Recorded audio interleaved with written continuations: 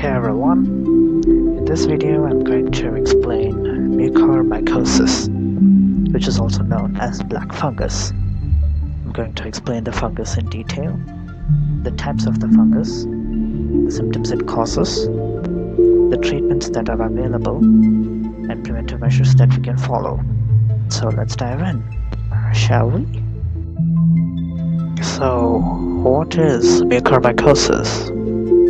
Mycosis is also known as black fungus disease. It is caused by a fungal order, Mycosis.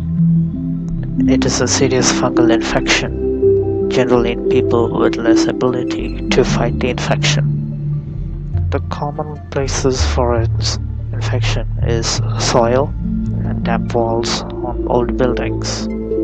The symptoms also depend on the part of the body that is infected by the fungus.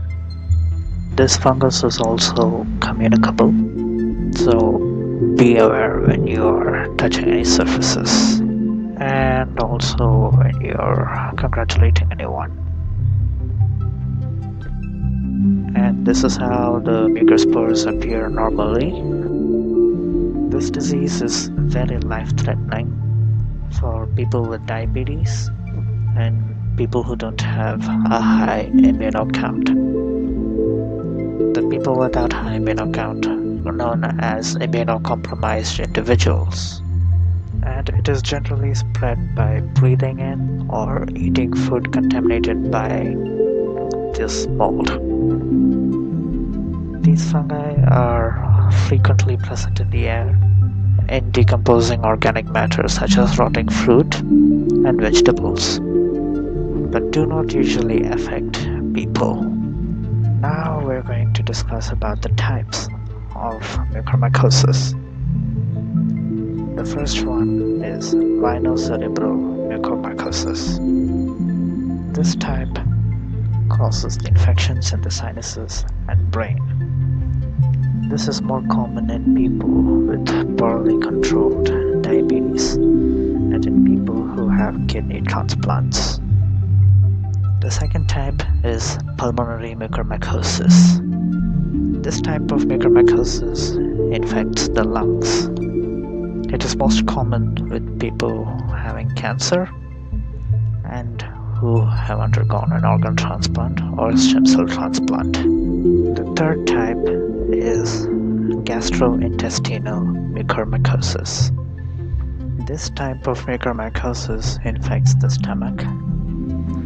It is more common among young premature infants and infants who have a low birth weight. They have to undergo antibiotics, surgery, and medications, which might lower their body's ability to fight the infection. And newborn babies do not have a higher WBC count. WBC is also known as white blood cells. It is the body's self-defense system. The fourth type is cutaneous Mycosis. This type infects the skin after a burn or skin injury in people with leukemia and poorly controlled diabetes. It also infects people who have graft versus host disease, HIV, and intravenous drug use. The last type is disseminated Mycosis. This type is widespread. It can infect the other organs in the body via the bloodstream, and it can also infect other sites of location. Now for the symptoms. Mycosis frequently infects the sinuses, brain, or lungs. While the oral cavity or brain are most common, it could also infect the gastrointestinal tract, skin, and other organs. In rare cases, the maxilla can be affected by it. The maxilla is the upper jaw or the upper palate in the upper jaw. There are several signs which are indicated by the infections. The infection usually begins in the mouth or nose. and enters the central nervous system through the eyes. The symptoms include one-sided eye pain or headache, pain in the face, numbness, fever, loss of smell, a blocked nose or runny nose. The face may also look swollen on one side, with rapidly progressing black lesions across the nose and upper inside of the mouth. One eye may look swollen and bulging, and vision may be blurred. This is how a mature mucosporangium appears under an electron microscope. The symptoms also include fever, cough, chest pain, and difficulty in breathing. Tummy ache, nausea, vomiting, and bleeding can occur in gastrointestinal tract. The affected skin may also have a dusky reddish tender patch with a darkening center due to tissue death. There may also be an ulcer, and it can be very painful for the individual. Now for the treatments. If and when you are diagnosed with mucormycosis, amphotericin B must be administered as soon as possible. This drug comes in a solid cake or tablet form and is powdered to a water solution and injected intravenously. Intravenously is nothing but injected directly into the vein. This is due to the rapid spread of the fungus and its high mortality rate. And this is the chemical structure of amphotericin B drug. In some cases, a fungus ball is indicated. It can only be removed surgically.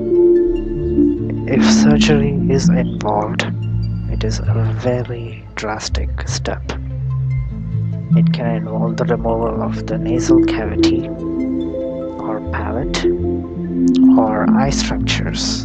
In some cases, more than one surgery can be conducted. And if the eye is infected with the fungus, the only way to prevent its spread to the brain is to remove the eye.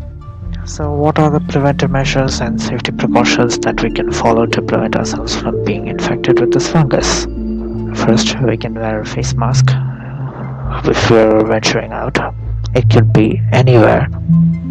We can avoid direct contact with water-damaged buildings. We can protect our skin, feet and hands where there is exposure to the soil and manure, which is present in the gardens and certain outdoor work. And please wash your hands with soap when you go out and come back home. If anyone has recovered from COVID-19 and is willing to go out and trying to venture the outer world, I suggest that they wear full sleeve dress which has little exposure of the skin. I'd also suggest that diabetic people with low immunity, must control their sugar levels and blood glucose levels. These people must not venture out in public, especially where there's garbage and garbage dumps.